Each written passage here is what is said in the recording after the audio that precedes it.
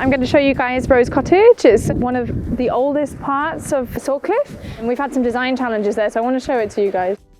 So this is Rose Cottage's living room, and I love it in here. Mum wants to paint a really big crocodile above the fireplace, above the ingle nook. We had this in its Victorian state for a very long time, and it meant that this was completely boarded up. When my dad went on holiday, my mum took a sledgehammer to it and discovered that on the inside here was an ingle nook. This is where they would have done all of their cooking. This is a bread oven that you can access from outside. And Mum uses the hooks on the ceiling, which were used for hanging game, to exercise.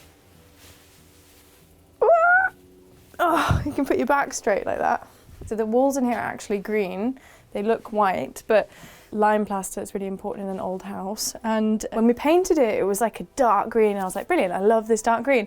And then it dried like this, which Mum really likes, so we've left it. But lime plastic, can absorb all the colour, and so you sort of need to wait for it to dry.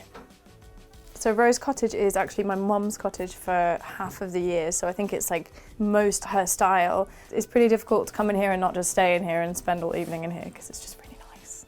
This is our oak leaf bedroom. This is a fabulous original William Morris wallpaper that's been hand printed and pattern matched fabric. Mum found these both in a bargain bin about 20 years ago. So when we came to make this room really recently, we're like, brilliant, we have a great reason to use this wallpaper, and we start wallpapering. This is the first time we've ever used wallpaper in the manor.